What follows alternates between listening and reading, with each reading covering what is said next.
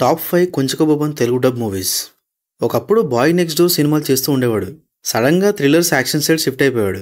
కానీ వాటితోనే మన తెలుగు ఆడియన్స్కి బాగా పరిచయం అయ్యాడు. సో కుంచకబొబన్ తెలుగు డబ్ సినిమాలు ఏమున్నాయని సెర్చ్ చేస్తే మరీ ఎక్కువైతే ఏం లేవు. బట్ ఉన్న వాటిలో నాకు 5 అయితే బెస్ట్ అనిపించినాయి. మరి ఇంకా లేట్ చేయకుండా వెంటనే చూద్దాం. Number 1 mid night murders. మలయాళంలో దీని యాక్చువల్ టైటిల్ వచ్చేసి అంజం పాతిర.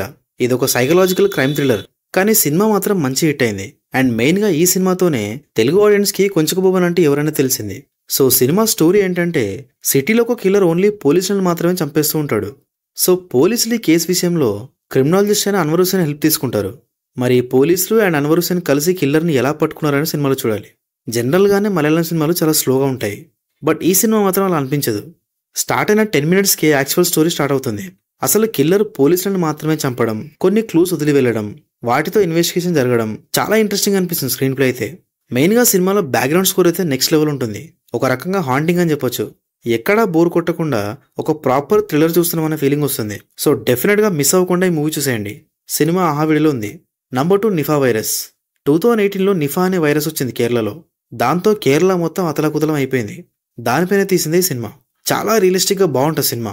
సో సినిమా స్టోరీ ఏంటంటే, డిఫరెంట్ సిటీస్లో నిఫా వైరస్ స్ప్రెడ్ అవుతుంది. సో డాక్టర్స్ కానీ, పోలీసులు కానీ, గవర్నమెంట్ కానీ వీళ్ళందరూ కలిసి ఈ సిచ్యువేషన్ ఎలా ఫేస్ చేశారని సినిమాలో చూడాలి. ఒక హాస్పిటల్ సీన్తో సినిమా స్టార్ట్ అవుతుంది. అది ఎలా ఉంటుందంటే, మనం కూడా అక్కడే ఉన్నామనే ఫీలింగ్ వస్తుంది. ఫస్ట్ ఫ్రేమ్ నుంచి లాస్ట్ ఫ్రేమ్ వరకు చాలా ఎమోషనల్గా, స్కేరీగా ఉంటుంది. సినిమాలో మెయిన్గా డాక్టర్స్ అనే వాళ్ళు ఎంత కష్టపడ్డారో చాలా బాగా చూపించారు. సో ఈ సినిమాను మాత్రం అస్సలు మిస్ అవ్వకుండా చూడండి. ప్రైమ్లో ఉంది. Number 3 officer and duty. Action thriller ఇది. సినిమా తెలుగులో థియేటర్స్లో వచ్చింది. అండ్ పర్లేదు, రెస్పాన్స్ అయితే బాగానే వచ్చింది. సో సినిమా స్టోరీ ఏంటంటే, పోలీస్ ఆఫీసర్ హరిశంకర్ ఒక జ్యువెలరీ కేసుని ఇన్వెస్టిగేట్ చేస్తూ ఉంటాడు. చిన్న కేసు అనుకుంటాడు. బట్ ఇన్వెస్టిగేషన్ డీప్గా వెళ్ళాక కొన్ని షాకింగ్ విషయాలు తెలుస్తాయి. అండ్ ఆల్సో తన పర్సనల్ లైఫ్ కూడా కనెక్ట్ అయి ఉంటుందని తెలుస్తుంది. మరి ఎలా అనేది సినిమాలో చూడాలి. మెయిన్గా టోన్ ఆఫ్ ది ఫిలిం అయితే చాలా బాగుంటుంది సినిమాలో. లైక్ మూడీగా, ఇంటెన్స్గా. అందువల్ల స్టార్టింగ్ నుంచే సినిమాలో ఇన్వాల్వ్ అయిపోతాం. హరిశంకర్ పర్సనల్ లైఫ్ చూపిస్తూ ఇంకో పక్క ఇన్వెస్టిగేషన్ జరగడం, ఇలా స్క్రీన్ ప్లే చాలా గ్రిప్పింగ్గా ఉంటుంది. మల్టిపుల్ లేయర్స్ రన్ అవుతుంటుంది స్టోరీ మొత్తం. అండ్ ఆ లేయర్స్ అన్ని స్లోగా ఒక్కోటి రివీల్ అవుతున్న కొద్దీ భలే అనిపిస్తుంది. సినిమాలో యాక్షన్ కూడా సాలిడ్గా ఉంటుంది. సో థ్రిల్లర్ లవర్స్ కానీ, యాక్షన్ లవర్స్ కానీ డెఫినెట్గా చూడండి సినిమా. నెట్ఫ్లిక్స్లో ఉంది. Number 4 Chunduru police station. మలయాళంలో నాయట్టు సినిమా పేరు. సినిమా థ్రిల్లరే కానీ ఒక డిఫరెంట్ మీటర్లో ఉంటుంది. స్టోరీ ఏంటంటే, మనీ ఎస్ఐగా పనిచేస్తున్న పిఎస్లో constable Sunitha and Praveen work చేస్తూ ఉంటారు. కానీ ఒక నైట్లో జరిగిన ఇన్సిడెంట్ వల్ల ఇలా ముగ్గురు లైఫే మారిపోతుంది. అండ్ పోలీసులు కూడా వీళ్ళని వెతుకుతూ ఉంటారు. ఎందుకు అనేది సినిమాలో చూడాలి. ఇందాక సినిమా డిఫరెంట్ మీటర్లో ఉంటుందన్నా కదా, దానికి రీజన్ ఏంటంటే, జనరల్గా పోలీసులు క్రిమినల్స్ని పట్టుకోవడానికి ట్రై చేస్తూ ఉంటారు. కానీ ఈ సినిమాలో పోలీసుల్ని పట్టుకోవడానికి ట్రై చేస్తూ ఉంటారు. ఒక పొలిటికల్ పవర్ని సెటిల్గా చూపిస్తూనే గ్రిప్పింగ్ డ్రామా కూడా చూపించారు. అసలు ఎలా పట్టుకుంటారు వీళ్ళ ముగ్గురన్న టెన్షన్తో చూసాం సినిమా మొత్తం.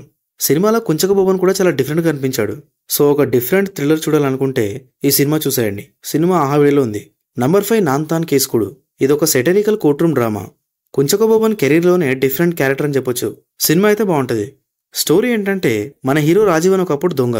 కానీ అన్నీ మానేసి సింపుల్గా బతుకుతూ ఉంటాడు. కానీ ఒకరోజు అనుకోకుండా ఎమ్మెల్యే ఇంట్లో దూకడంతో తన పైన కేసు వేస్తారు. ఆ తర్వాత ఏం జరిగిందనే సినిమాలో చూడాలి. చాలా simple story line. And treatment కూడా అంతే సింపుల్గా ఉంటుంది. సినిమాని అయితే చాలా రియలిస్టిక్గా తీశారు. కోర్ట్ రూమ్ డ్రామా అని చెప్పి సీరియస్నెస్ ఏమి ఉండదు. చాలా ఫన్గా ఉంటుంది సినిమా అంతా.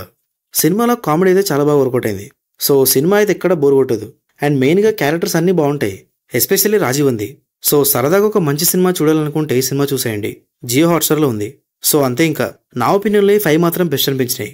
మరి ఇవి కాకుండా కుంచకబొబన్ సినిమాలు మీకేమైనా బెస్ట్ అనిపిస్తే డెఫినెట్గా కమెంట్లో చెప్పండి. Thank you for watching this video.